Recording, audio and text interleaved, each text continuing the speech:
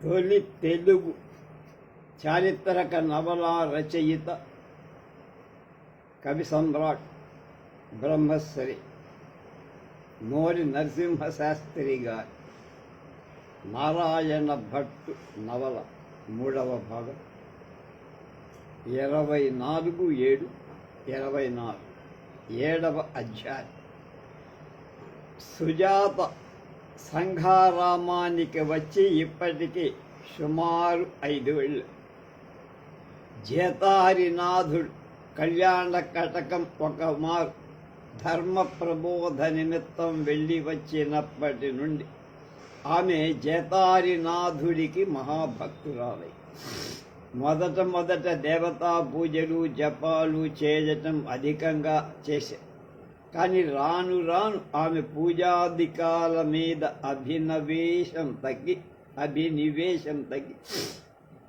తర్వాత వైద్యశాలలు రోగులకు ఉపచారాలు చేయటమే పరమార్థంగా భావించి దానిలోనే నిమగ్నురాలే.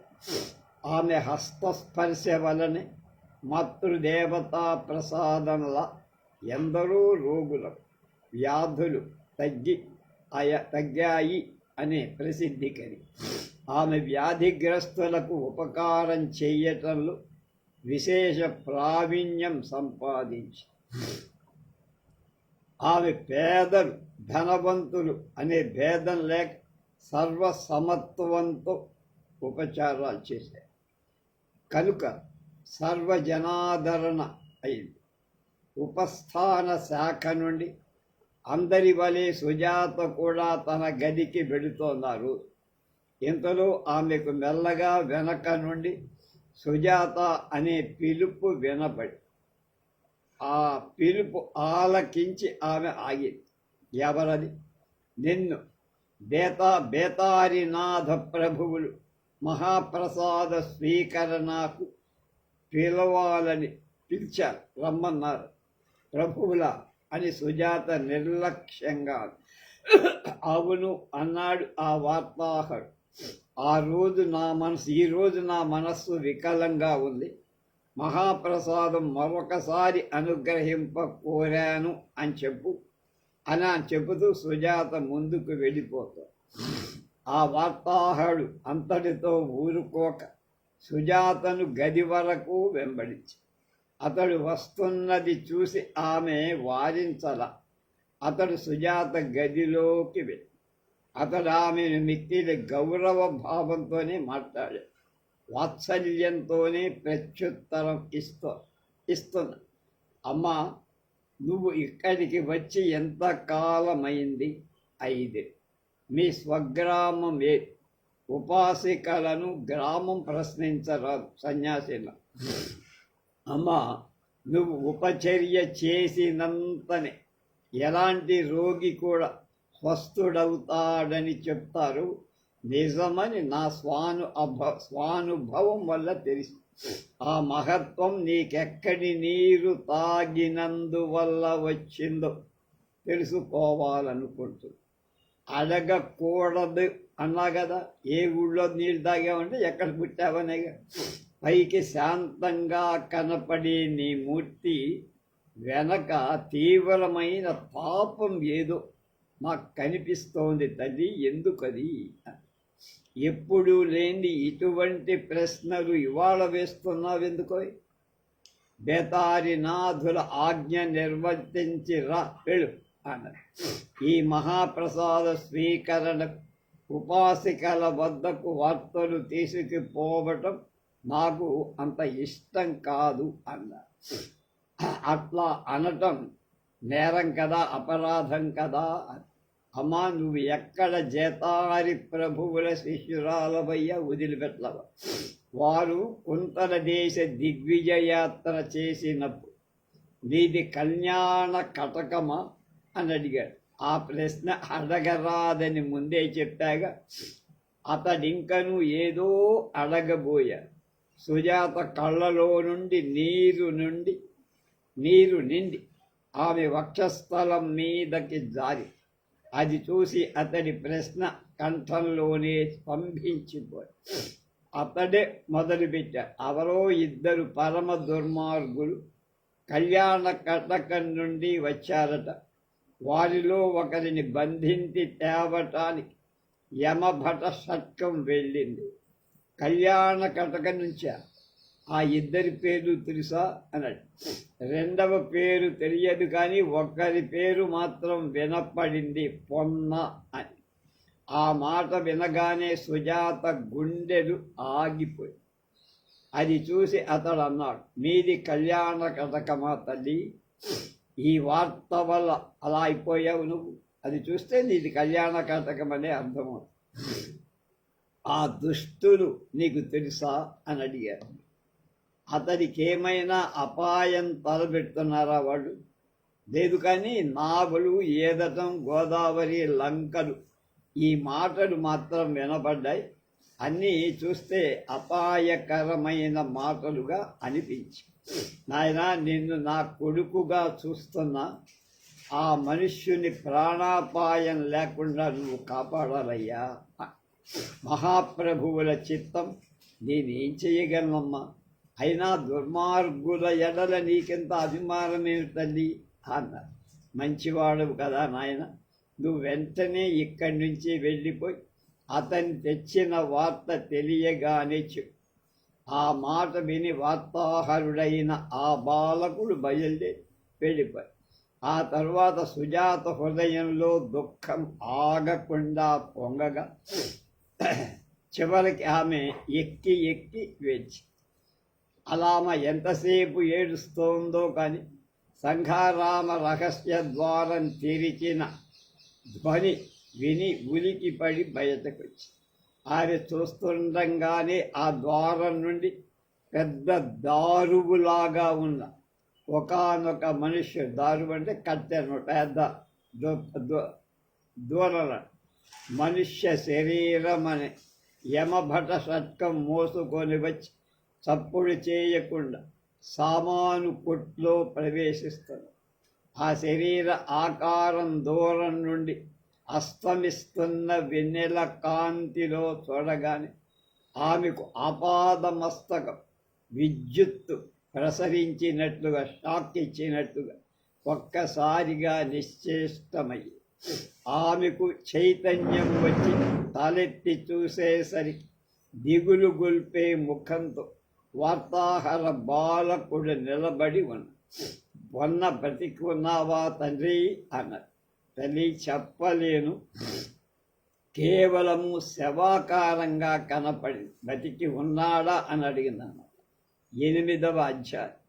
చంద్రవంశజులైన చాళక్య రాజులకు మొదట్లో బాదాం రాజధాని, శాలివాహన శకం 6వ శతాబ్దం హర్షవర్ధనుడి దక్షిణ భూములకు రానీయకుండా జయించిన వీరుడు 2వ పులకేశి అనే సత్యాశ్రయ పృథ్వీశ్వర వల్లభ.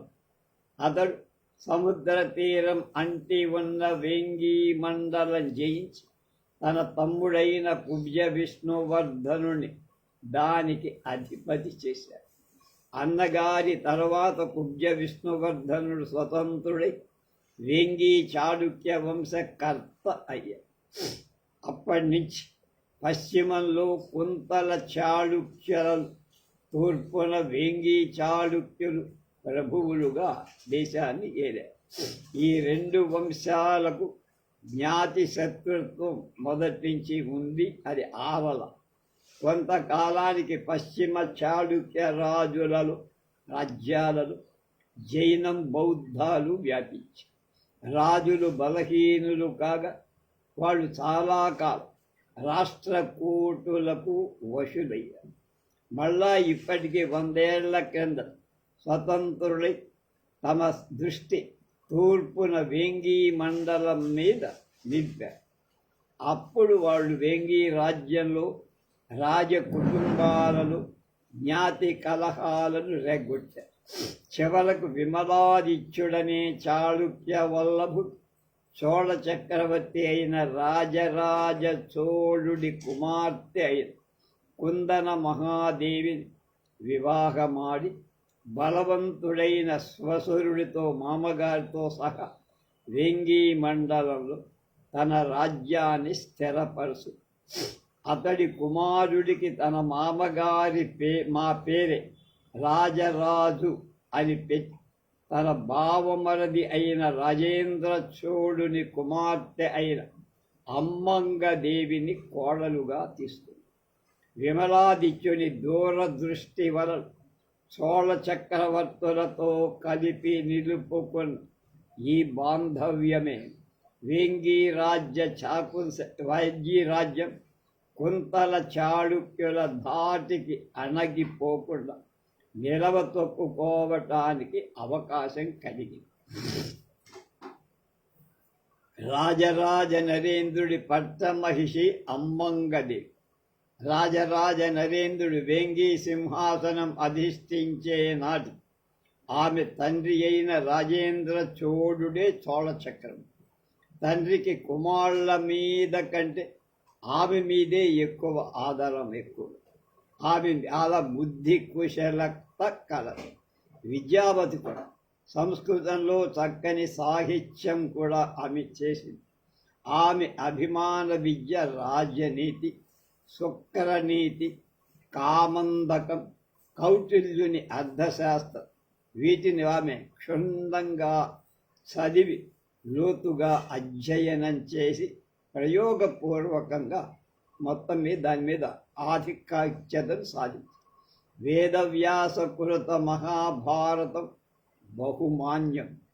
తన కుమారుడికి ఆమె తన తండ్రి పేరు ఉంచేట్లుగా చేసి తండ్రికి చాలా ప్రేమ పాత్రురాలు. ఆమె సోదరులతో రాజేంద్ర దేవుడి కుమార్తె మధురాంతకి తన కుమారుడు వేంగి యువరాజైన రాజేంద్ర దేవుడికి భార్యగా కూడా వివాహం చేయించి అంత ముందు చూపుందాను.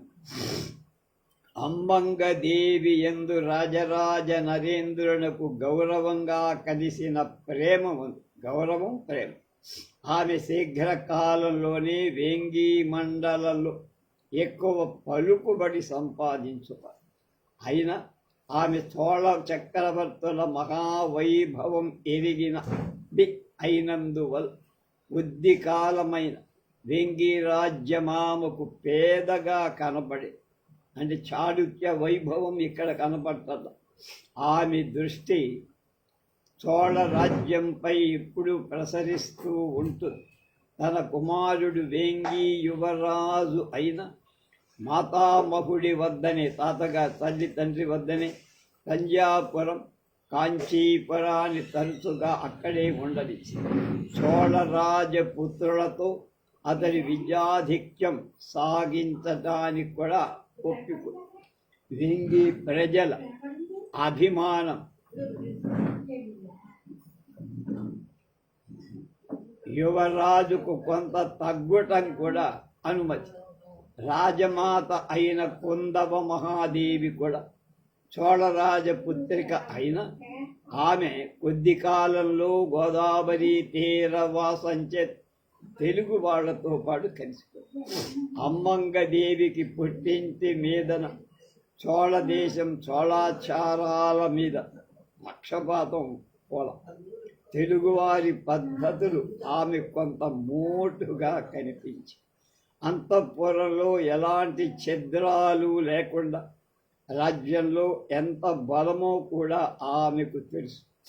రాజరాజ నరేంద్రుని అంతఃపురంలోని సామరస్యాని ప్రధాన కారణం అమ్మంగదేవి సమర్థత. రాజరాజ నాటక ప్రదర్శనమైన మర్నాడు ఉదయం ఆమె తన మందిరంలో స్వయంగా శ్రీచక్రార్చన చేస్తూ ఆ సమయంలో అక్కడ వేదాంగ విధులైన ఆంధ్ర, ద్రావిడ, కర్ణాటక బ్రాహ్మణులంతా సమావేశం. ఆ వచ్చిన వారిలో నన్ని కూడా ఉన్నారు. నన్నయ్య భట్టారకులు రాల. పూజ తరువాత అమ్మంగదేవి ఆ బ్రాహ్మణులందరికీ పరదేవతా బుద్ధితో పూజించి వారిచ్చే దీవెనలు పొంది నన్ని కూడా నత్తి మాటల ఆమెను సంస్కృత వాక్కులతో దీవించారు. అమ్మంగదేవి ముఖంలో చిరునవ్వు ప్రసరింపగా అందరూ నవ్వారు. కొందరు తమిళ భాషలో దీవిస్తుంటే స్వతంత్ర ద్రావిడ ప్రబంధంతో నన్ని కూడా దీవించి ఆంధ్రుడు ఆంధ్ర పద్యాలు చెప్పగా నన్ని కూడా తొందరపడుతూ ఆంధ్ర తరువోజి పద్యం చదివారు. అప్పటితో అక్కడి వారికి వినోదంతో పాటు ఆశ్చర్యం కూడా కలిగింది. కర్ణాటకులిద్దరింతలో కన్నడ పద్యాలు చెప్పారు. 2 కర్ణాటకులు 2 కర్ణాటక పద్యాలు అంటే కన్నడ పద్యం. నన్ని నిరాఘాటంగా కన్నడ పద్యం చెప్పారు. అందరూ సమాప్తి చేసిన తర్వాత పైశాచిక ప్రాకృతంలో ఒక గాథ చెప్పి చివరకు నన్ని ఒక సంస్కృత శ్లోకంతో ఆశీర్వాదం పూర్తి చేశారు. అక్కడ కూడిన బ్రాహ్మణ వినోదానికి మేరలేదు. అందరూ పొంగిపోతారు. అమ్మంగదేవి నన్ని చెప్పారు. అన్ని భాషల పద్యాలను అర్థాలను కూర్చుకుంటూ విశేష ధ్వని స్ఫురింపగా అతన్ని చాలా గౌరవ దృష్టితో చూశారు. బ్రాహ్మణులందరికీ రాణి సెలవిచ్చింది, కానీ నన్నికి సెలవు ఇవ్వదు. అయినా నన్ని వెడుతుండగా కంచుకి ఆపాడు.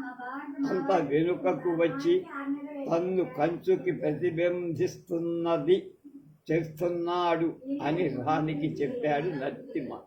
మహాత్మా, మీతో కొంత ప్రసంగించాలని కుతూహలం ఉంది, అందుకని అది గ్రహించి ఉంటాడు మా కంచుకి అన్న.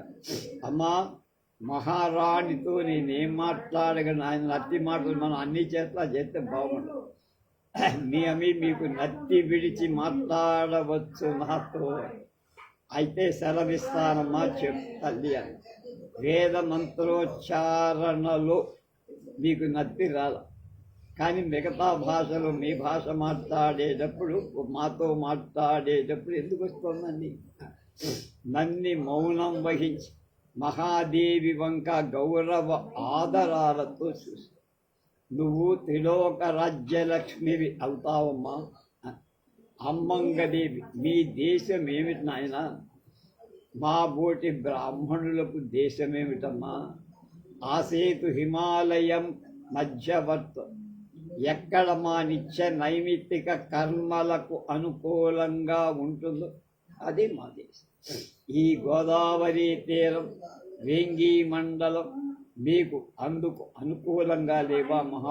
మహానుభావ, అనుకూలంగా ఉంటాయి అనే ఆశతోనే ఇక్కడికి వచ్చానమ్మా. వచ్చి ఎన్నాళ్ళయింది నాయన? 4 రోజులు. మీ గోత్రం హరితసగో. హారీతులు మా చాళుక్యులకు పితృ సంహారం. మా వంశం వర్ధిల్లటానికి మీ గోత్రికుడు విష్ణు భట్ట సోమయాజులే మూల కారణం. మేము అందువల్లనే కదా విష్ణువర్ధులం అనే పేరుతో పిలువబడ్డాం. అవును తల్లి. అయితే కుంతల దేశ చాళుక్యులు ఆ మాట మరిచిపోయారు. అమ్మంగదేవి తనకు అర్థమైనట్లు తల పైకి గోదావరి పవిత్ర వారి త్రాగుతున్న వేంగి చాళుక్యులు మరచిపోదా, అందుకు మా శాసనాలే సాక్ష్యమని. ఇద్దరూ కొంతసేపు నిశ్శబ్దంగా ఉన్నారు. నిన్నెరిగిన వారు ఇక్కడ ఎవరైనా ఉన్నారా మహాత్మా అని అడిగింది. చిన్నప్పుడు కాంచీపట్నంలో సహాధ్యాయులు ఒకరిద్దరు ఉండాలి. మీ నామధేయం బ్రాహ్మణులంతా నారాయణ స్వరూపులు కాదా అన్న. మీరెవరి వద్ద దండనాథ పదవిలో ఉన్నారు? నన్ని మౌనంగా తల ఎత్తి క్షమించమని సూచించి, మీ కథా విషయాలు మీకు సమ్మతమైనప్పుడే చెప్పండి. మీ అశ్వంలో దోషమేమిటి? ఇందాక చూసిన అశ్వం ఉంది, గుర్రం, దానిలో దోషమేమిటి మహాత్మా అని. నా అశ్వంలో దోషమా? ఏం లేదే అన్న. మరి అశ్వాలు తమ యజమాని స్పర్శ లేనిది కొన్ని సహించవమ్మా. అది దుష్టాశ్వం కాదా? తల్లి నీకు తెలియందేమిటి? ఆ ముఖపట్టం తీసి పారేయటమే నాకు స్ఫురించిన చికిత్స. అది యువరాజు అశ్వాలలో ఉండతగిన మేలు జాతి గొర్రె. ఎంత మాట! మీకు దాని పోషణ భారంగా ఉంటే మా శాలలో న్యాసం ఉంచవచ్చు. అట్లా చేస్తా తల్లి. ఆ అశ్వం మీ ప్రాంగణంలోనే ఉంది. అనుంగదేవి వెంటనే దాసిని పంపి ఆ అశ్వాన్ని తన అశ్వశాలలో చేర్చి, మీరు మా కుమారుడి గౌరవం కాపాడారు. మీ యందు మాకు పితృపాదులలాగా పూజ్య భావం కలిగింది. మీరు దానికి అనుగుణంగా ప్రవర్తించాలని మా ఇచ్ఛ అన్నారు. మహాప్రసాదం తల్లి, నా రాక సార్థకమైంది. మీకు ఎప్పుడు అవసరం ఉంటే అవన్నీ జరిగిపోయేటట్టు మేము మా సేవకులకు ఆజ్ఞాపిస్తాం. గోదావరి తీరంలో మీరు స్థిర నివాసం చేసుకోవాలని మా కోరిక. ఈ గోదావరి పవిత్ర తీరంలోనే శాంతంగా జీవిత శేషం గడపాలని కుతూహలంతోనే ఇక్కడికి వచ్చానమ్మా. మహారాణుల అనుగ్రహం ఉంటే చాలు. రాజసేవకుల రక్షణ బాధ లేకుండా ప్రస్తుతం దయచేయించండి తల్లి. ఇక సెలవా అన్న.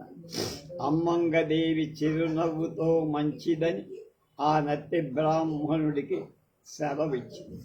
వెంటనే ఆమె రాజమయ్యను పిలిపించి ఆ వెళ్ళిన బ్రాహ్మణుని రహస్యంగా అనుగమిస్తూ అతడికి ఎవరి వల్ల ఎలాంటి ఉపద్రవం రాకుండా కనిపెట్టుతూ ఉండమని ఆజ్ఞాపించింది.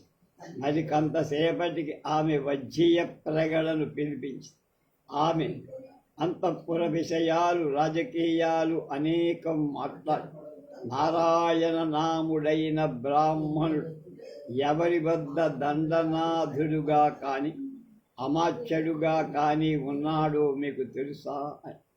అలాంటి వాడు త్రైలోక్య మల్ల దేవర వద్ద ప్రధానిగా ఉండి కొంతకాలం కింద సకుటుంబంగా ఆ రాజ్యం వదిలి వెళ్ళినట్టు తెలుస్తోంది తల్లి. అతడు ప్రస్తుతం వేంగి మండలంలో ఉన్నట్టు అర్థమైంది, కానీ ఇంకా గుర్తింపబడల. త్రైలోక్య మల్ల దేవర ఎందుకు వదిలిపెట్టాడు అతను? మల్లదేవర జైన కాలాముఖ పక్షపాతం నారాయణుడికి ఇష్టం లేనట్టు చేస్తుంది. అది రాజుకి జైన పక్షపాతం కనుక అక్కడ ఉండదండి. వేద ధర్మానికి నీడలేని రాజ్యంలో నివసించను అని ప్రతిజ్ఞ చేశాడని అంటారు. అందులో ఎంత నిజముందో ఎవరు చెప్పలేదు. ఆయన ఎరిగిన వారు ఇక్కడ ఎవరైనా ఉన్నారా? నా కుమారుడు నన్నయ భట్టారకుడు ఎరుగుదురని తెలుస్తోంది.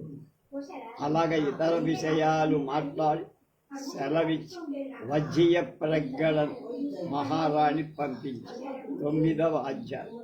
సంత జరుగుతున్న ప్రదేశానికి దగ్గరలోనే దానికి సంబంధించిన న్యాయస్థానము. అక్కడ ఇవాళ నూనె అమ్మే వర్తకుల పారసీకుల మీద అభియోగం, ఒక నేరం మోపారుగా, అది విచారణకి రావు. సంతకు వచ్చిన వర్తకులు పలువురు చాలామంది దాన్ని చూడటానికి అక్కడ చేరారు. ఈ అధికరణ స్థానం తాత్కాలికంగా ఆ సంతలోని వివాదాలు తీర్చటానికి ఏర్పడింది. అలాంటి వాటికి అముఖ్య స్థానాలని పేరు. అలాంటి వాటిలో రాజు స్వయంగా ఎప్పుడూ ధర్మాధికారిగా ఉండడు. రాజు నియమించినటువంటి ప్రతినిధి ముద్రాధికారంతో న్యాయ నిర్ణయం చేస్తారు. అందువల్ల దానికి ముద్రిత న్యాయస్థానం అనే పేరు కూడా. సంజ్ఞ అంటారని పేరు. అది తాత్కాలిగా కట్టిన మందిరమైన చూడటానికి ముచ్చటగా ఉంది. అక్కడ చేరిన వాళ్ళకందరికీ చల్లదనం కోసం నీడగల వృక్షాలున్నాయి. దాహం తీర్చుకోవటానికి నీటి వసతి. రాజమహేంద్రపురం వర్తకులతో విశేష సంపన్నుడైన గురునాథ శ్రేష్ఠి అందులో ధర్మాధిక. అతడు ధర్మాసనంపై ప్రాంగుఖుడై కూర్చున్నాడు, తూర్పుముఖ. అతని దగ్గర కుడివైపున ఉత్తరముఖుడై రాడ్వివాకుడు, గవర్నమెంట్ లీడర్ అంటారు, ఆయన కూర్చు. రాడ్వివాకుడికి దక్షిణంలో 5 సభ్యులు ఉత్తరముఖంగా కూర్చు. ఆ సభ్యులు కిందటి సాయంకాలం రాజశాసనాలు అందుకొని ఖండకోటి కన్నరదేవుడు ఇత్యాదులు. ధర్మాధికారికి ఎడమవైపున లేఖకుడు, ఎదురుగా గణకుడు కూర్చున్నారు. విశాలమైన ఆ సభాస్థానంలో విచారణ చూడటానికి వచ్చిన జనమంతా మంచి ఆసనాల మీద కూర్చు. అక్కడ సందడి లేకుండా సర్దుతూ సాధ్యపాలు 1000 కళ్ళతో అంతా కనిపెడుతూ ఆ మందిరం లోపల గోడల మీద దేవతల, స్వర్గాల, నరకాల బొమ్మలు సజీవ ప్రతిమల్లాగా చిత్రించబడు. ఈ స్థానంలో అసత్యం చెప్పిన వాళ్ళకి నరకం తప్పదని, సత్యవాదులకు స్వర్గప్రాప్తి అని ప్రత్యక్షంగా ఆ చిత్రాలు తెలియకనే చెప్తారు. అప్పుడు ఆ మందిరం పరిశుభ్రంగా ఉండి సువాసన గల ధూపద్రవ్యాలతో ఉంది. పచ్చని ఆకులతో, నానా వర్ణాలు గల పుష్పాలతో అలంకృతమై ఒక పక్క సందులో అగ్నిహోత్రం, ఒక పక్క సందులో దాని దగ్గరే జలకుంభం ఒకటి, నవధాన్యాలు, నవరత్నాలు, సువర్ణాలు.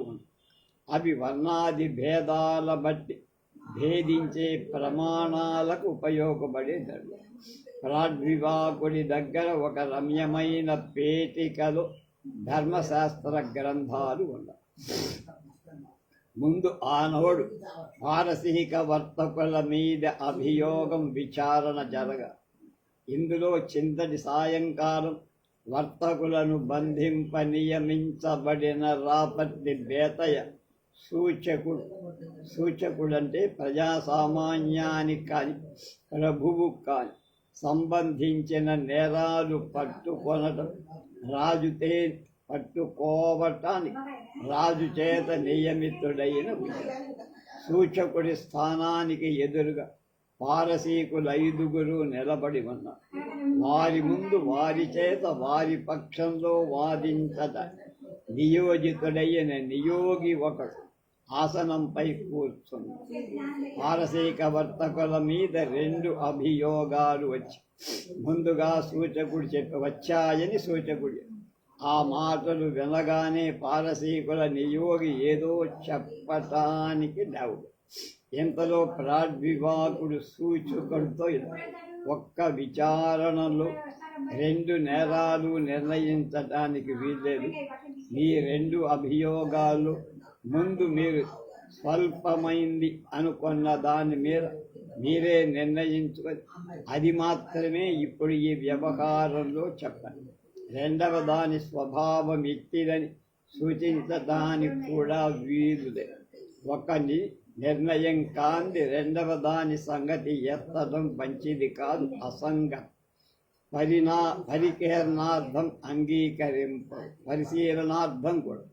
ప్రాడ్వివాకుడి మాటలకు బేతయ తలయొగ్గి ఇలా మనం చిత్తం. కానీ ప్రథమ అభియోగంలో ప్రథమ సాక్షి ఎందుచేతనో రాదు. అతనికి ఏదో ప్రమాదం సంభవించిందని అనుకుంటుంది. అందువల్ల ద్వితీయ అభియోగం ముందు నివేదన చేయటానికి తమ అనుజ్ఞ వేడటానికి ఈ విషయం ప్రస్తావించాను. అలా చేయుట న్యాయసమ్మతం. బంధితులైన వారి ప్రతిపక్షులు సాక్షి రాకుండా పోవటంతో విచారణ లేకుండా రాజబంధంలో ఉంచటానికి మన రాజ్యాంగం ఒప్పుకో. మీ ప్రథమ అభియోగం ప్రారంభించాల్సిందే అని ప్రాడ్వివాకుడు జడ్జి అన్నాడు. పారసీకుల నియోగి చెప్పదలచినది ప్రాడ్వివాకులే నిర్ణయించినందువల్ల సంతుష్టుడై మాట్లాడకుండా కూర్చు. ప్రాడ్వివాకుల నిర్ణయానికి సూచకుడు వినయంతో చిత్తం అని తల ఊగి ముందు సూచకుడు తన పేరు రాపర్తి బేతయ్య అని చెప్పి తండ్రి, కులం, గోత్రం, వయస్సు, గ్రామం విషయాలన్నీ చెప్పి అతడు వైశ్యుడైనందువల్ల సాధ్యపాలుడు అతడి చేత నవధాన్యాలు, సువర్ణాలను ఉంచి వాటి మీద ప్రమాణ పూర్తిగా సర్వం నిజమే చెబుతానని ప్రమాణం చేయాలి. ఆ తర్వాత అతడు ప్రతిజ్ఞ ప్రారంభం. ఆ వర్తకుల మీద మోపిన నేరం సంగ్రహంగా ఇది: వాళ్ళు తెచ్చినటువంటి నూనెలో సరికి నీళ్ళు లేక ఇతర ద్రవ పదార్థము కలిపారు. అందువల్ల అది పనికి రాకుండా పోయి తక్కువ మూల్యంగా అమ్ముతున్నామని కొనేవాళ్లను మోసపుచ్చి పనికి మారిన సరుకమ్మే.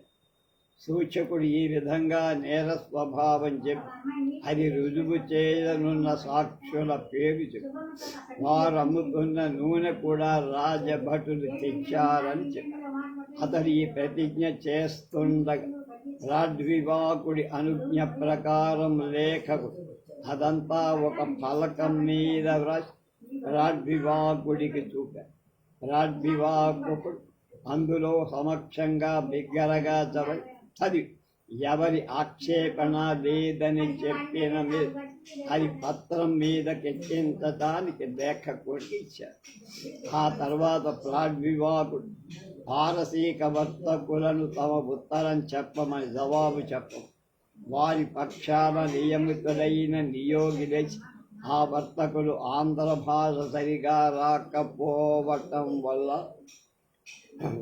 వారి పక్షంలో చెప్పిన వాదించడానికి తనకు అధికార పత్రమిచ్చారని తనకు అనుజ్ఞ ఇయ్యవలసిందని అని రాడ్వివాకుడు అభ్యంతరం ఉండదని చెప్పగా గురునాథ శ్రేష్ఠి ఆ అధికార పత్రంపై అంగీకార ముద్ర వేసి సాధ్యపాలకుడు ఆ పారసీక వర్తకుల చేత వాళ్ళు వ్యాపారం చేసే నూనె పట్టించి నిజమే చెబుతానని ప్రమాణం చేయించి అప్పుడు వారి నియోగి ఉత్తరం అంటే జవాబు చెప్పటం ప్రారంభించాడు. అందులో ఎస్సెన్స్ సారాంశం: ప్రతిపక్షులలో మొదటి ఇద్దరు మాత్రమే ఈ సరుకు బేహారులు, మిగిలిన ముగ్గురు వాళ్ళ సేవకులు. తమ యజమానులు అమ్మమని నియమించిన వస్తువులను నిర్ణయించిన ధరకు అమ్ముతున్నారు. వారికి ఆ సరుకులోని దోషాలు తెలియ కనుక వారు ముగ్గురు నిర్దోషులు. వర్తకులిద్దరూ తాము తమ దేశంలో సంపాదించిన వస్తువు వచ్చినట్లు అమ్ముతున్నారు. దాని లోపాలు వాళ్ళకి తెలియదు. వాళ్ళు ప్రయత్నపూర్వకంగా నూనెలు, నీళ్ళు కానీ ఇంకొక ద్రవ పదార్థం కానీ కాదు. నూనె పరీక్ష చేయించుకోవచ్చు. వాళ్ళెవరూ దండనార్హులు కాదు. ఈ ఉత్తరం కూడా ప్రాడ్వివాకుని సూచనతో ముందు ఫలకం మీద లేఖకుడు వ్రాసి ప్రాడ్వివాకుడు అందరికీ చదివి వెళ్ళి ఆమోదించాక లేఖకుడు పత్రం మీద రాశారు. అప్పుడు సాక్షి విచారణ ప్రారంభమైంది. ఒక్కొక్క సాక్షినే విచారించడానికి ముందుకు రాగా ఆ సాక్షి దోషములేమైనా ఉంటే ప్రతి కక్షి అవి నిరూపించాలి. అలా తృప్తికరంగా నిరూపిస్తేనే ఆ సాక్షి వాంగ్మూలం తీసుకుంటారు. నిరూపిస్తే సాక్షి విచారణ ప్రారంభమయ్యాక అతని దోషాలు ప్రతిపక్షి చెప్పడానికి వీళ్ళే. సాక్షుల విచారణమంతా ప్రాడ్వివాకుడే చేశారు.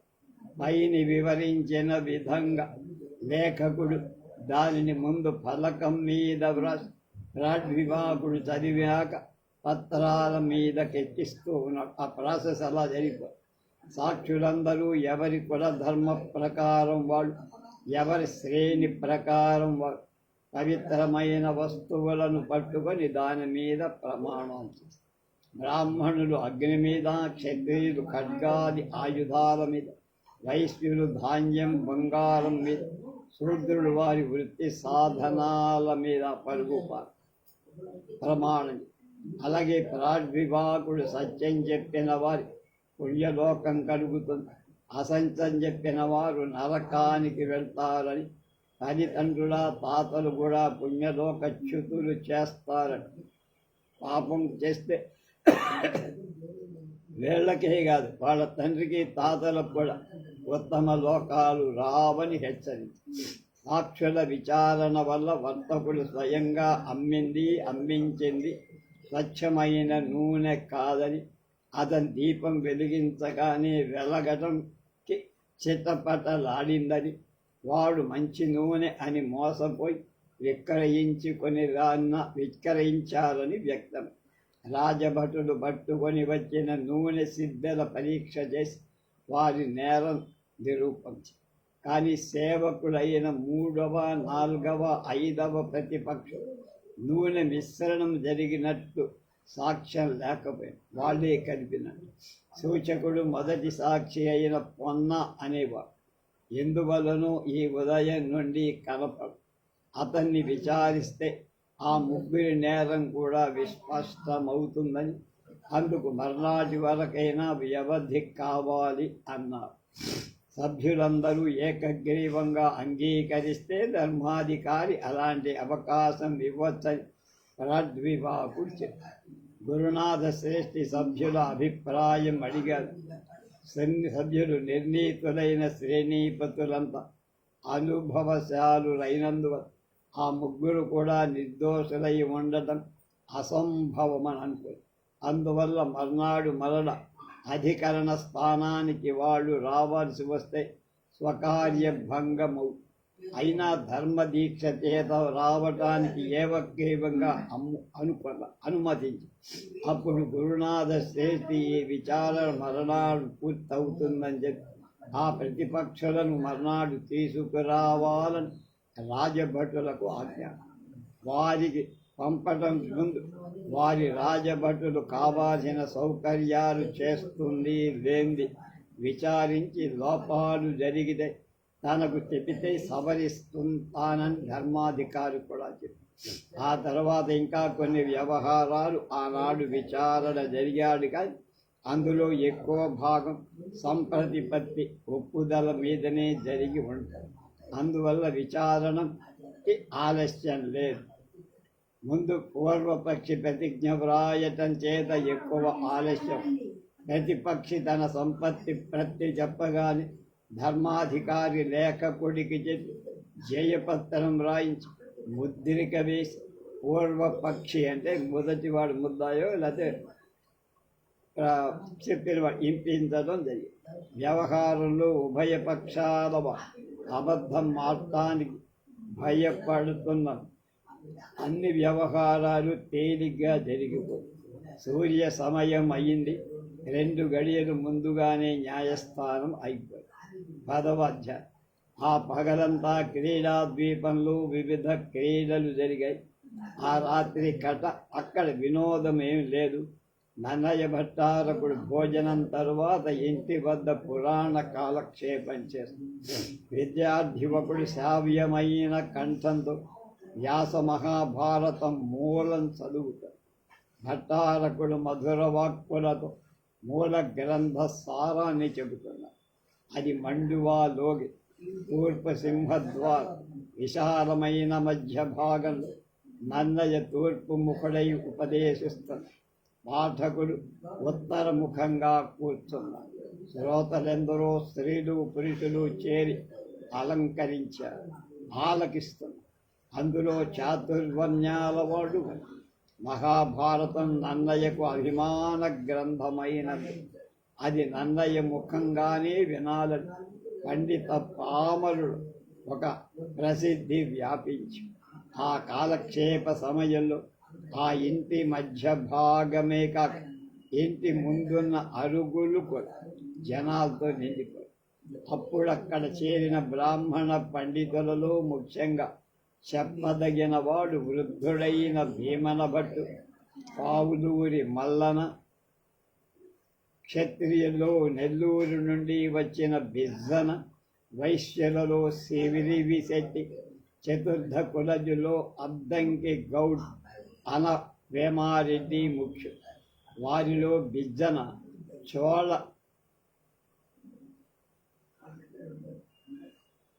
చోడు కలహించిన 13 పల్లవులను ఒక్కమారుగా జయించి చోళ ప్రతిష్ట నిలిపిన వీరసింహు సిరివిశెట్టి వేంగి మండలంలో ధాన్య వర్తకాలలో అగ్ర అనవేమారెడ్డి అద్దంకి గ్రామాధిక బిజ్జన వేమారెడ్డి క్రీడలకు వచ్చారు.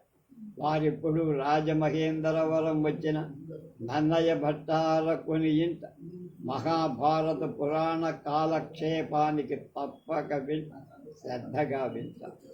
ఆనాటి రాత్రి చదువుతున్న ఘట్టం ఆనుశాసనిక పర్వం. ఉమామహేశ్వర సంవాదంలో శివుడు పార్వతికి రాజత్వ మహిమ చెప్పి అహింసా స్వరూపం ఎలా ఉందో వివరించి, అధిక తపస్సు చేసిన వాడు తప ఫలం వల్ల రాజై అఖిల జనాల వల్ల ముప్పులు పొందు అధికారం కలవాడు. అతడు విజితేంద్రియుడై ధర్మపరుడై కామ క్రోధాలు లేక దండించాలి. చార దృష్టితో శత్రుకృత్యాలు స్వదేశ పుర పరిపాలన విధానం చూస్తూ ఉంటాడు. ఇలా రాజత్వ మహిమను విధులను వర్ణించి అహింసా స్వరూపం ప్రవచనం చేస్తుంది. అందులో జైన బౌద్ధుల అహింసా తత్వాన్ని, వైదిక ధర్మ ప్రకారం అహింసా ధర్మ స్వరూపాన్ని ప్రత్యేకంగా వివరించారు నన్నయ్య భట్ట.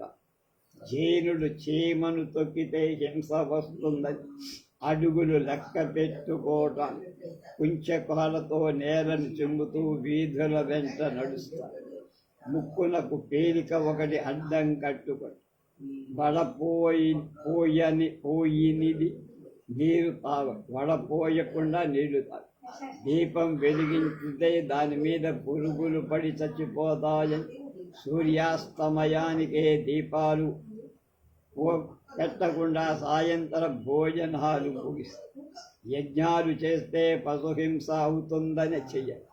పిపీలికాది క్షుద్ర జంతువుల మీద వాళ్ళకంత నల్లులో తృప్తి కలిగించడానికి బలమైన మనుష్యులకు దక్షిణలిచ్చి వారి నల్ల మంచం మీద పడుకోబెట్టి నిద్ర చేయిస్తారు. కావాల్సినంత రక్తం తాగుతాయి నల్లు.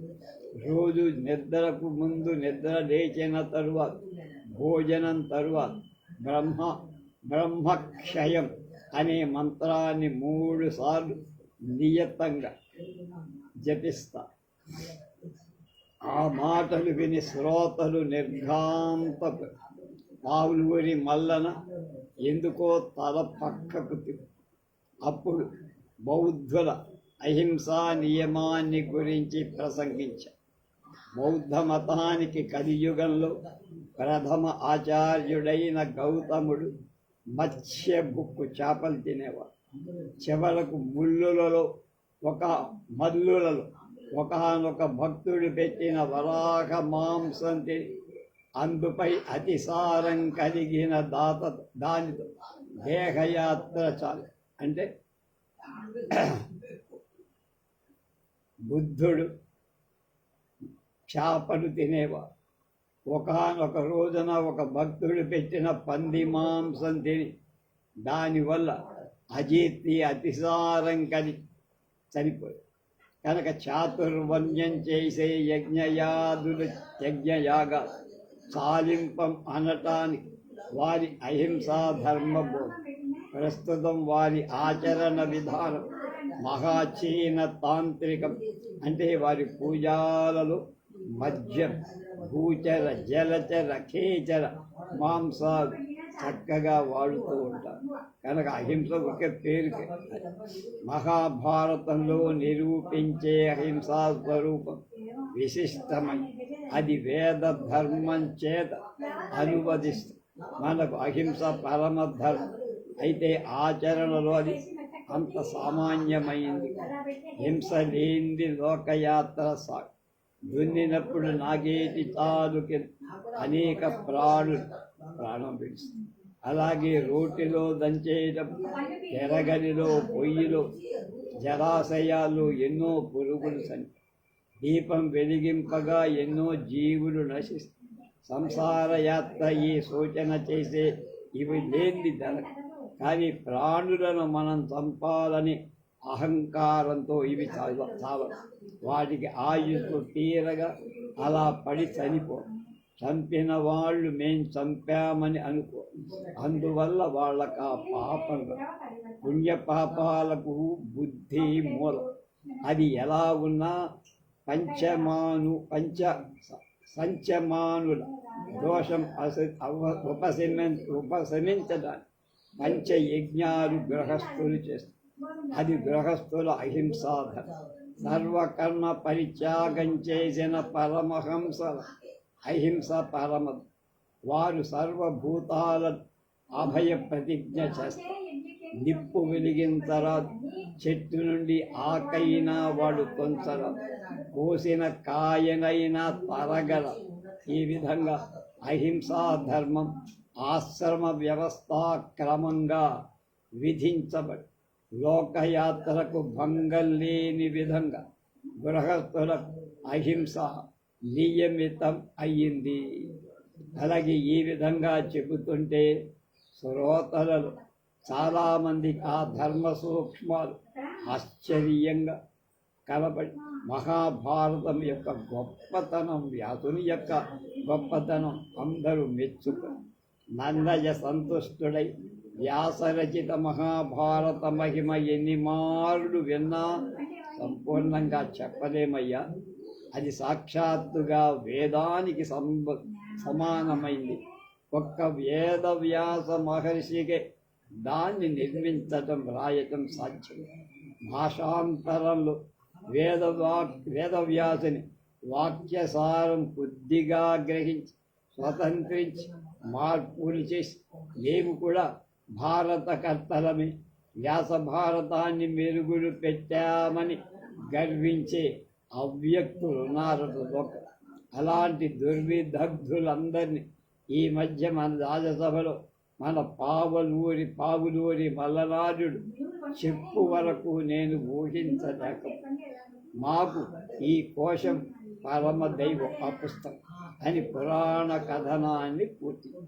ఇంతలో భట్టారకుడి ధర్మపత్ని అరుంధతి కర్పూరహారతి వెలిగించింది.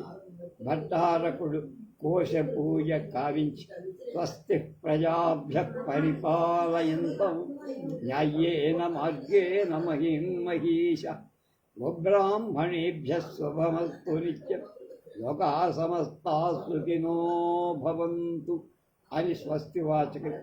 మనం కోరేది బ్రహ్మక్షయంక జైనక్షయంక అంటూ శ్రోతలు నవ్వుకొన్న ప్రసాద స్వీకరణం చేసి వచ్చిన వాళ్ళంతా నన్నయ్య గారి దగ్గర సెలవు తీసుకొని వృద్ధుడైన భీమన భట్టు ఆగిపోయి, నన్నయ్య భట్టారక నీకు చిన్నతనం ఇంకా పూర్తిగా పోలేదయ్యా అని భీమన మొదలుపెట్టి, ఈనాడు ఎవరికైనా మనస్తాపం కలిగించానా బాబు? జైనుడు కానీ బౌద్ధులు కానీ ఎవరైనా వచ్చారా అని చిన్న నవ్వు నవ్వాడు నన్నయ్య. నిన్ను ఏమని అంటానయ్యా నన్నయ్య? పావులూరి మల్లన్న ముఖం చూడలేదా? ఏమీ పాపం నేనేమి అనలేదే. ఈనాటి పురాణమంతా మల్లనను అపహసిస్తున్నట్టుగా కనబడు.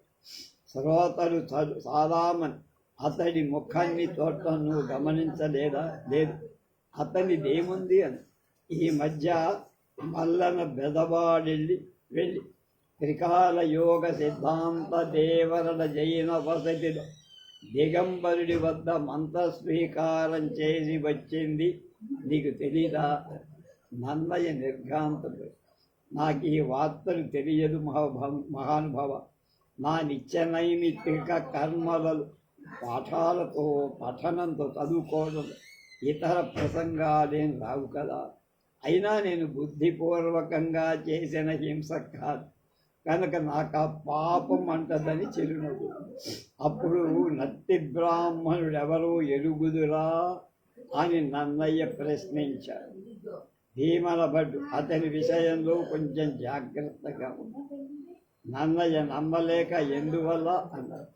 ఆ బ్రాహ్మణుడి నత్తి నిజమని నమ్ముతావా అన్నాడు. నన్నయ్య నత్తి లేకపోతే నత్తిగా మాట్లాడటం ఏ సుఖమతనికి?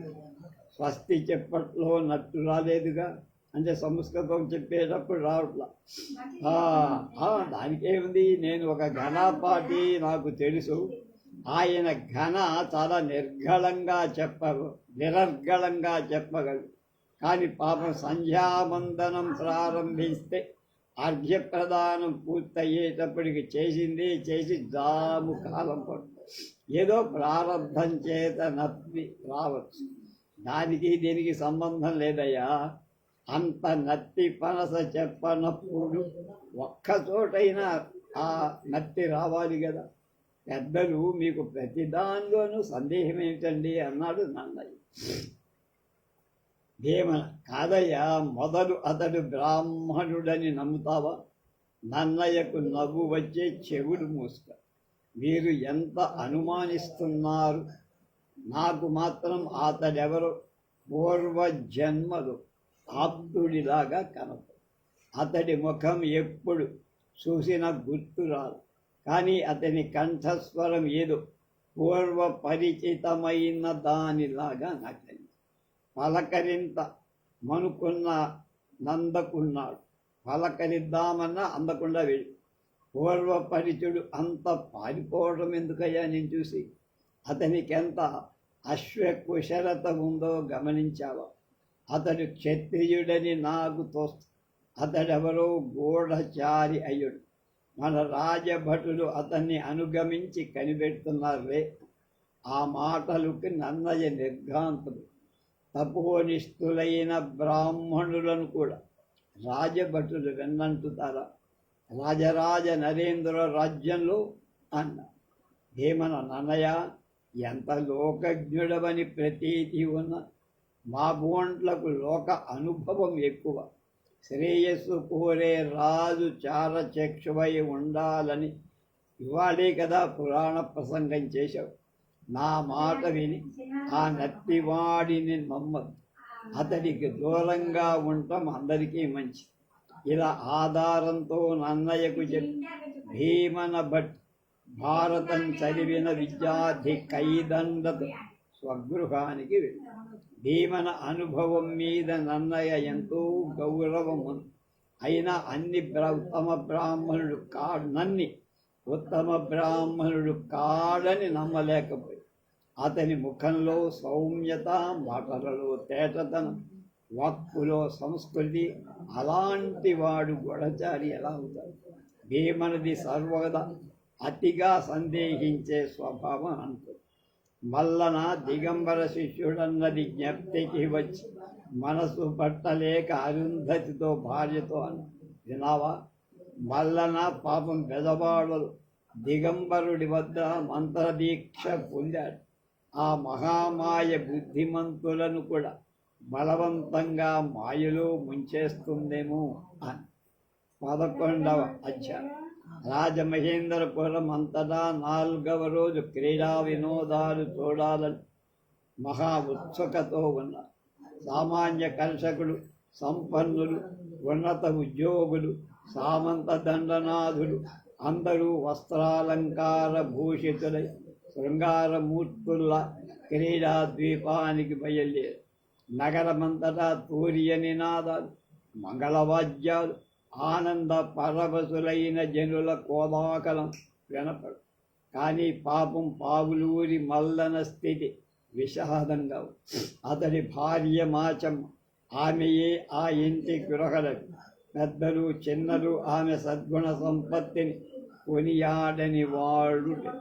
ప్రతిరోజు ఉషకాలంలో లేచి భగవన్నామ స్మరణ చేస్తూ గృహకృత్యాలు తీర్చుకుంటూ ఆమె ఆనాడు వేస్తే కానీ నుండిలా. ఆమె నిద్రపోవటంలా కళ్ళు రెప్పవాల్చగా మిడిగుడ్డతో తెరచి చూస్తుంది. కానీ ఆమె మేలుకొని ఉన్న జాడలే. ఎవరు పలకరించినా పలకడు. సంజ్ఞ కూడా చెయ్యట్ల. మూర్ఛయని అనుకోవటానికి దేహమేం బిగిసి లేదు. నాడి సౌమ్యంగానే కొట్టుపడు. శరీరంలో జ్వరం లేదు. ఆమె తిరగటకున్న ఆ ఇల్లు తిరగకపోవటం కాంతి విహీనమై కనపడు. మల్లన ఏం తోచక నిర్విణ్ణుడై ఒక మూల చాప మీదకు మల్లన పుత్రుడైన శివన వైద్యుణ్ణి తీసుకొచ్చి జాగరూకంగా వైద్య పరీక్ష చేసి నాడి చివరకు ఆ వ్యక్తికి ఎలాంటి రుగ్మత లేదని నిర్ధారణ చేసి మందులు కూడా అక్కర్లేదని చెప్పి ఇరుగు పొరుగున అమ్మలక్కలు చేసి పరి విధాలుగా అన్న వృద్ధ స్త్రీలు ఎవరికి తోచిన వైద్యం వాడికి జబ్బు లేకపోతే మాట్లాడకుండా ఉండటానికి కారణమే మరొక వైద్యుని తీసుకురావాలని కానీ ఒక వైద్యుని మాటలు నమ్మి చికిత్స చేయకటం మంచిది కాదు కానీ ఎవరికి తోచినట్టు వాడు చెప్పు పాపం శివన ఎందరో వైద్యుని తీసుకొచ్చారు. సామాన్యంగా ఒక వైద్యుడి మాటతో ఇంకొక వైద్యుడికి సంబంధం ఉండదు. కానీ వింతగా మాచమ్మ రుగ్మత విషయంలో వైద్యులంతా ఒకటే అభిప్రాయం. ఎవరు చెప్పినా ఆమెకి జబ్బు లేదు. ఎందుకు మాట్లాడంటే ఎవరు చెప్పరు. మాటలకు అక్కడ చేరిన నవ్వు రాక మానింది. కానీ అప్పటికి మాచమ్మ స్థితి చూసి వస్తున్న నవ్వు ఎలాగో అలా లోపల ప్రయత్నపూర్వకం ఆపుకుంటుంది. చివరకది ఏదో ప్రయోగము భూత చేస్తూ అనుకుంది.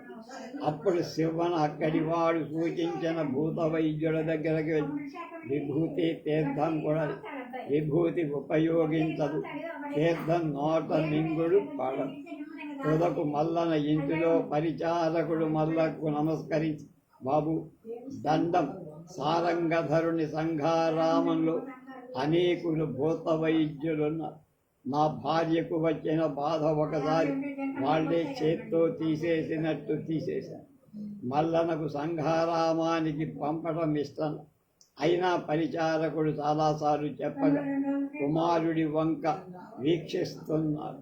కుమారుడు ఆ సేవకుడి వెంట తీసుకొని సంఘారామానికి పోయి జేతారి నాథుణ్ణి దర్శి విషయం చెప్పాడు. జేతారెంతో జాలి పొంది మంజుశ్రీ పూజడైన వజ్రకీర్తి అనే శ్రమణకుణ్ణి పిలిచి మల్లన భార్యకు చికిత్స చేసి రమ్మని వజ్రకీర్తి వెంటనే భిక్షాపాత్ర చేసుకొని శివనతో పని శివన తెచ్చిన శకటం కూడా ఎక్కగా కాలి నడకలో మల్లన ఇంటిలో మల్లన అతనికి గౌరవంగా ఎదురుపోయి అభినందనాలతో వందనాలతో భిక్షావేళ అయినందు ముందు భిక్ష చేయించి ఆ తర్వాత మాచెమ్మని శ్రమణుడు భిక్షాపాత్ర శుద్ధి చేయగా మిగిలి అంటుకొని ఉన్న అన్నం మెతుకు ఒకటి తీసి నేల మీద మట్టితో రంగరించి తన అంగుష్ట మాత్రంతో మాచమ్మ నొసట తిలకంగా పెట్టాడు. అంతవరకు నిశ్శబ్దంగా ఉన్న మాచమ్మ ఆ బొట్టు ముఖానికి అంటిన తక్షణమే నోరు ఇల్లు ఎగిరిపోయినట్టు కెవ్వమని కేక. ఆ కేకకు మల్లన అదిరివడి దిగంబరి వద్ద ఉపదేశం పొందిన మంత్రం భయంతో స్మరించాడు. ఆ తర్వాత శివనకేమీ అర్థం కాదు. వారి సేవకుడు మాత్రం, బాబు మా ఇంత కూడా సరిగా ఇంతే. ఒక్క క్షణంలో మాచమ్మ తల్లి లేచి ఎప్పటిలాగా మాట్లాడుతుంది. కానీ సేవకుడు అనుకొంత శీఘ్రంగా మాచమ్మ స్వస్థురాలకు. కొంత తర్వాత ఆమె కేకలు వేస్తూ తర్వాత గొడుగుతారు. ఆ గొడుగులో మధ్య మధ్య బౌద్ధ గ్రంథాలు అప్పగిస్తారు. వజ్రకీర్తి నిశ్చల దృష్టితో మాచమ్మ కళ్ళలో చూస్తూ ఆమె నొదట తన బొటను తీయక మనసులో ఏదో కొంచెం పెదవులు కదులుతూ జపిస్తుంది. కొంతసేపటికి ఆమె సిద్ధసారంగు అని కేకలు. ఆ పైన ఆమెకు సిద్ధసారంగు స్మరణ తప్ప ఇంకొకటి. ఒకసారి దీనంగా ఏడుస్తుంది, ఒకసారి పళ్ళు బయట పెట్టి వికృతంగా నవ్వుతుంది, ఒకసారి బొబ్బలు పెడుతుంది. ఏం చేసినా సారంగు స్మరణ. ఇంట్లో కల్లోలం అధివయించి వీధి అరుగు మీద జనులు కూడిన అలజడి ఎక్కువై వెంటనే అక్కడి నుంచి స్ఫుటమైన గంభీరమైన జయప్రదమైన కంఠంతో ఈ క్రింది పద్యం వినబడింది.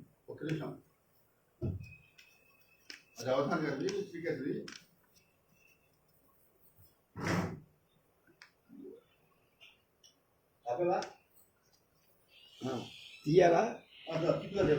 కూడా రేపు చిట్టు కానీ చెడగాడు కొట్టించాడా ఇచ్చారు. అది కూడా దియా అది కొట్టించాలి. ఇది ఆ ₹1,00,000 ఇస్తాను కదా 3 సంవత్సరాల క్రితం. దాని వచ్చి ఆ వడ్డీని చెడు పెట్టు ఆర్థిక వేసాం. ఇప్పుడు ఏం చేస్తామంటే అది అయిపోతుంది. 50,000 వస్తుంది. 50,000 వాడి పేరుతో వేసేసి ఈ ఆర్థిక నీ పెట్టేస్తాం నుంచి.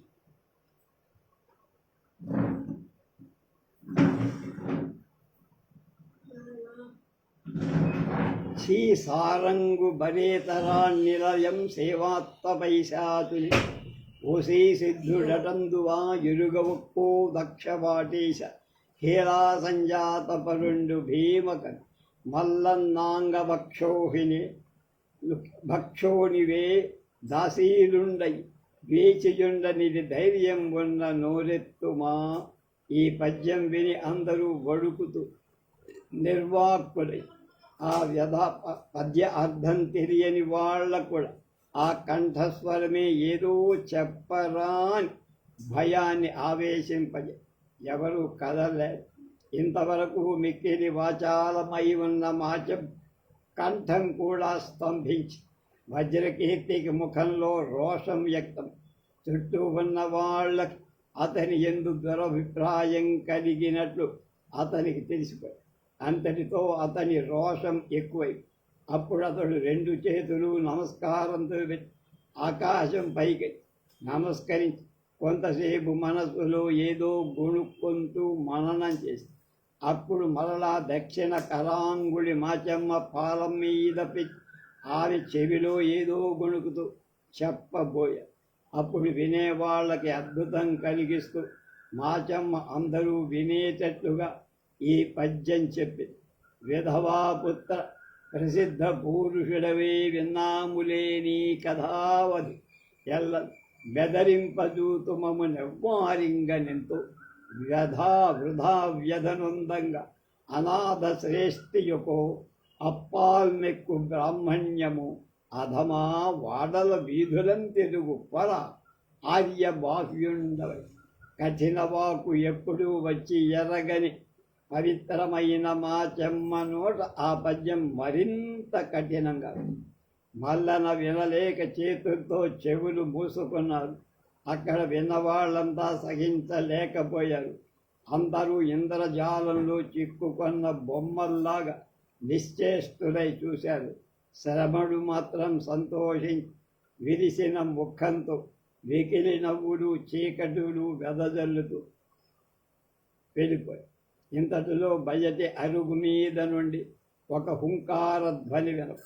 అది సాక్షాత్తు ప్రళయోద్యతుడైన నందికేశ్వరుడి రంకెలా కాలభైరవుడి గర్జన్లా విన్నవాళ్ల గుండెలు పగిలినట్టుగా శ్రవణుడి ఆపాదమస్తకం ఉలిక్కిపడి మళ్ళా వాకిట వితద్దిక వద్ద నుండి వెనుకంటే కంటే గంభీర ధ్వనితో మళ్ళా ఈ పద్యం రంజితమయ్య భీమక విరక్షసమూర్తి భవన్ మదాధ్యత సింజిత వాక్సిరాహ పద్యం ఆగిపోయింది.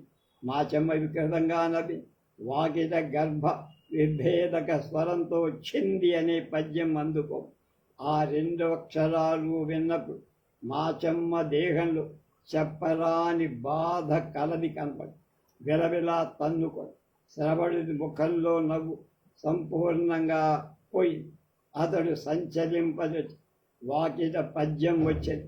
చింది జగద్దితంబు కాదుకు లంజను లంజ అన్నది లంజల చేయును వంశమని పద్యమాగి శ్రవణుడి ముఖంలో నెత్తూరు లేదు. మళ్ళా పద్యం అందుకున్న నీ గింజుడు తూతునేడు పద్యమాగిపోయి మాచమ్మ దేహం గింజుకోవటం ప్రారంభమైంది. కొంతసేపటికి మళ్ళా పద్యం గిరికీరుడు అక్కడితో ఆగగానే మాచమ్మ మంచం మీద బాధతో గిరగిర మళ్ళా పద్యం గీయుడుమీ దెబ్బతిన్న ఏనుగులాగా ఆమె గీపెట్టి మళ్ళా పద్యం అందుకున్నారు. ఈ మాట మరొక విధంగా చడి పడి ఈ మాటకు మాచమ్మ బుస కొట్టు తోక తొక్కిన త్రాచులాగా తెచ్చి ఆ వజ్రకీర్తి చెంపలు 2 జడపెడవై ఇతరులు అడ్డుపెట్టే వ్యవధానం కూడా లేదు. పద్యం పూర్తి అయిన వాకిట చడి పడి ఉచ్చరింపబడతారు. అక్కడ ఎందరు అడ్డుకున్న ఆగక మాచెమ్మ మహాకాళిల వజ్రకీర్తి మీదికి లంఘించి కొట్టి మధ్య మధ్య అద్యం వచ్చిన వాళ్ళకు కూడా దెబ్బ. ఇది చూసిన మల్లన వజ్రకీర్తికి నమస్కరించి క్షమాపణ కోరుకొని తన కుమారుణ్ణి సేవకుణ్ణి తోడిచి ఎలాగో దొడ్డివాకి వంచిపడు. అతడు వెళ్ళింది తెలిసింది కాబోలు. అక్కడ వాకిట్లో ఉన్న కవి ఆవేశమాపుకొని మౌనంగా ఉంది. అప్పుడు మాచమ్మ ఒక్కసారిగా నీరసించి తోటకూర కాడల వేలాడి మంచం మీద పావులూరి మలన అంతర భయభక్తులతో ఆప్తులతో కలిసి గృహాంగణానికి పోయి అరుగుపై కూర్చున్న ఆ ఆగంతకుని నమస్కరించి భక్తి శ్రద్ధలతో ఇంట్లోకి రమ్మని ఆహ్వాని ఇంతవరకు మండుతున్న శ్మశానాగ్నిల వృక్ష వీక్షణమై ఉన్న ఆ ఆగంతకుడి ముఖం మల్లన సపర్యలు చేయటంతో అకస్మాత్తుగా మారిపోయి అతడు ఒక్కసారిగా వెన్నలా కరిగి సాదర దృక్కులు ప్రసరిస్తూ మల్లన వెంట ఇంట్లోకి అతనికి మాచమ్మను చూడటానికి కూడా భయపడి వేరొక ప్రక్క తీసుకెళ్ళి అతనికి మాచమ్మ నోట వచ్చిన కటువైన పద్యం బుద్ధిలోనే ఉంది.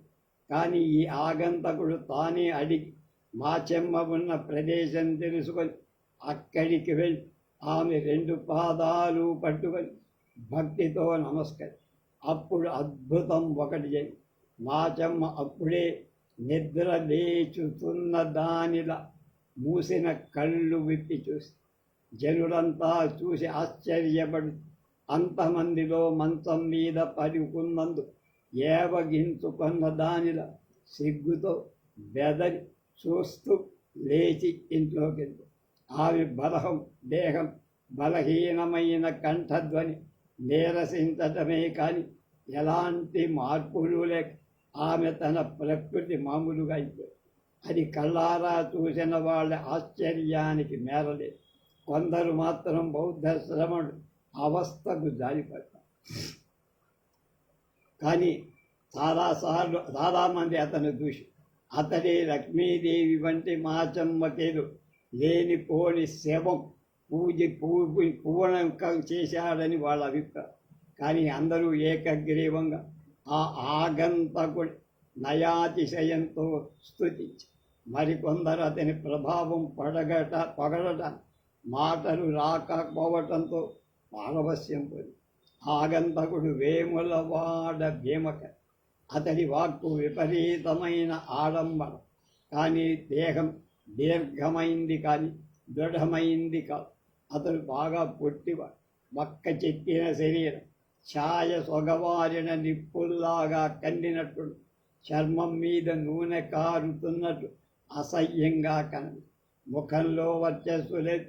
ఎరగని వాడు చూసి అతడు బ్రాహ్మణుడు అనుకో. భుజంపై యజ్ఞోపవీతం లేదు. కేవలం 16 ఏళ్ళు నిందని బాలు. దీనుడిలా ఆతురునిలా కొంచెం ఉన్మత్తుడిలా కనపడతాడు. చాలా మితప.